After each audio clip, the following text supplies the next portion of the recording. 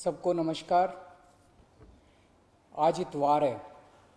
हर हफ्ते हम लोग इतवार के दिन सब लोग दिल्ली के लोग बैठ के तय करते हैं कि लॉकडाउन को आगे बढ़ाना है कि नहीं बढ़ाना, बढ़ाना है तो कितना बढ़ाना है। अभी जो मौजूदा लॉकडाउन है वो कल सुबह 5 बजे ख़त्म हो रहा है। आज फिर से हम सब दिल्ली के लोगों को तय करना है कि लॉकडाउन बढ़ना चाहिए या नहीं बढ़ना चाहिए, अनलॉक होना चाहिए नहीं होना चाहिए। हम सब लोगों को मिलकर ये तय करना है। अप्रैल के महीने में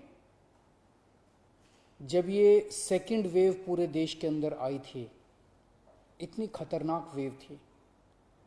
दिल्ली सबसे पहला राज्य था जिसने, हम सब लोगों ने ये देखा कि ये वेव बहुत खतरनाक है और सबसे पहले लॉकडाउन देश के अंदर दिल्ली में लगाया गया।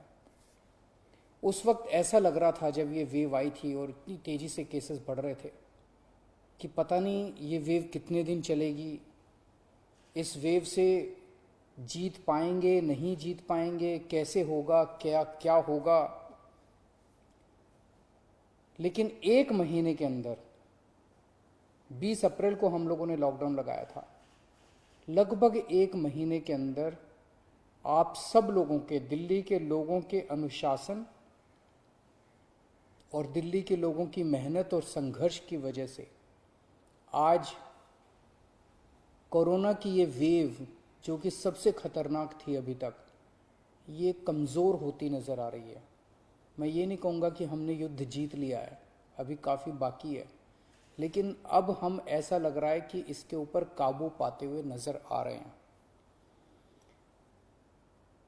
अप्रैल के महीने में एक दिन ऐसा आया था जब संक्रमण दर 36% पहुंच गई थी। यानी कि 100 लोगों की हम टेस्टिंग करते थे तो 36 लोग उसमें पॉजिटिव मिलते थे।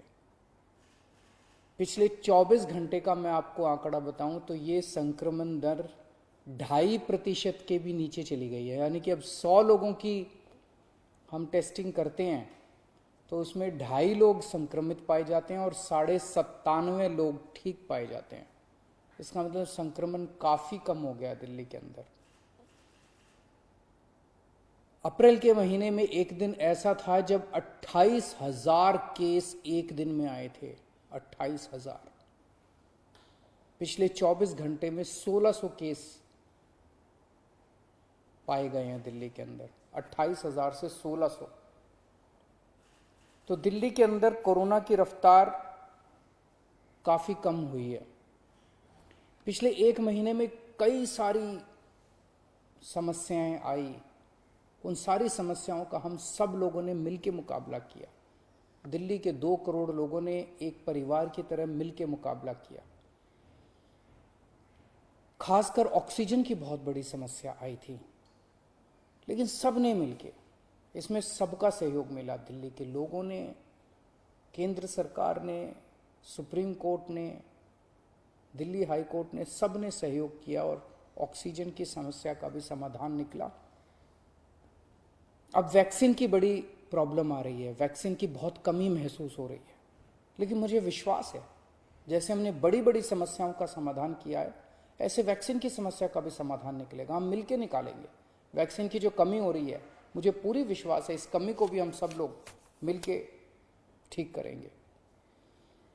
इस दौरान पिछले एक महीने हमारे डॉक्टर्स और नर्सेज कई कई दिनों तक नहीं सोए हैं, कई कई दिनों से घर नहीं गए हैं। उन्होंने जबरदस्त काम किया। इनमें से कुछ डॉक्टर्स और नर्सेज शहीद भी हो गए। उनकी शहादत को मैं पूरे दिल्ली के सभी लोगों की तरफ से सलाम करता हूं। हम कर्जदार हैं उनके, उनका कर्ज हम नहीं चुकता कर सकते, लेकिन फिर भी दिल्ली सरकार उनके परिवार को मदद करने के लिए 1-1 करोड़ रुपए की राशि देती है। आप लोग देख रहे होंगे, मैं रोज़ किसी ना किसी के घर जाता हूँ, ऐसे किसी व्यक्ति, ऐसे किसी डॉक्टर, नर्स या ऐसे किसी के घर जो शहीद हो गए, उनके परिवार को मैं खुद जाके मिलता हूँ और उनको 1-1 करोड़ की राशि दे के आता हूँ। तो युद्ध अभी बाकी है, अभी पूरा नहीं हुआ है और अभी भी 1000 से ज्यादा केस आ रहे हैं। तो पिछले 24 घंटों में मैंने खूब लोगों से पूछा क्या करना चाहिए। जो भी निर्णय होगा हम मिलके लेंगे, दिल्ली के लोग मिलके निर्णय लेंगे। तो एक आम राय ये बन रही है लोगों की कि 1 हफ्ते के लिए लॉकडाउन और बढ़ा देना चाहिए, क्योंकि अभी अगर लॉकडाउन खोल दिया और जो कुछ हमने पिछले 1 महीने की इतनी कड़ी मेहनत, संघर्ष और त्याग की वजह से पाया है, कहीं वो खत्म ना हो जाए।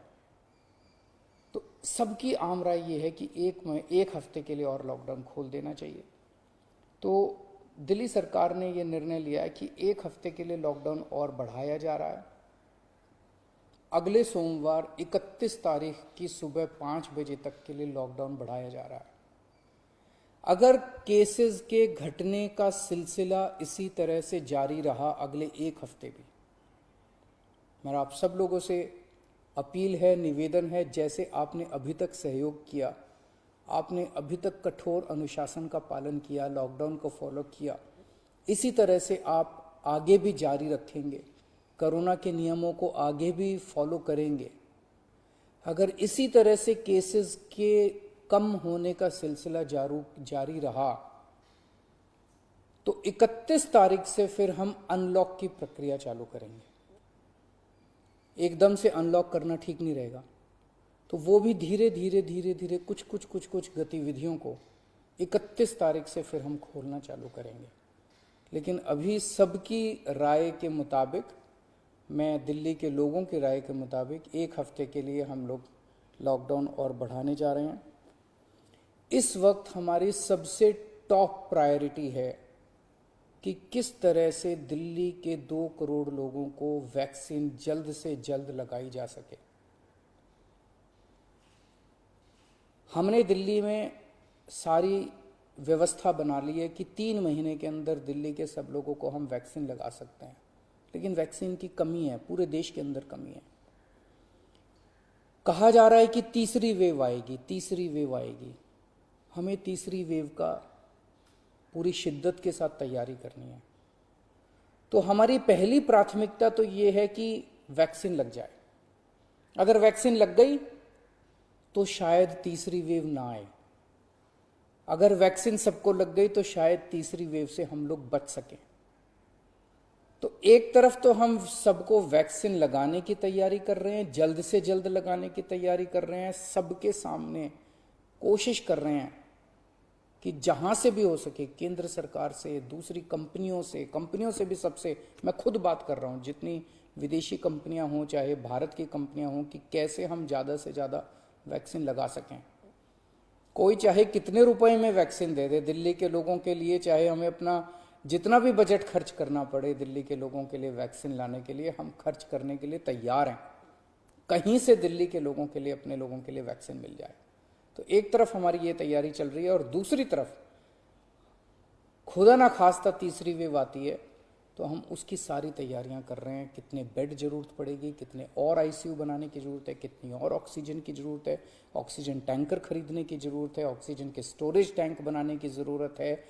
ये सब तैयारियां वो भी साथ साथ चल रही है। लेकिन भगवान ना करे कोई तीसरी वेव आए, भगवान करे कि सब लोग सुख, शांति और स्वस्थ रहें। नमस्कार।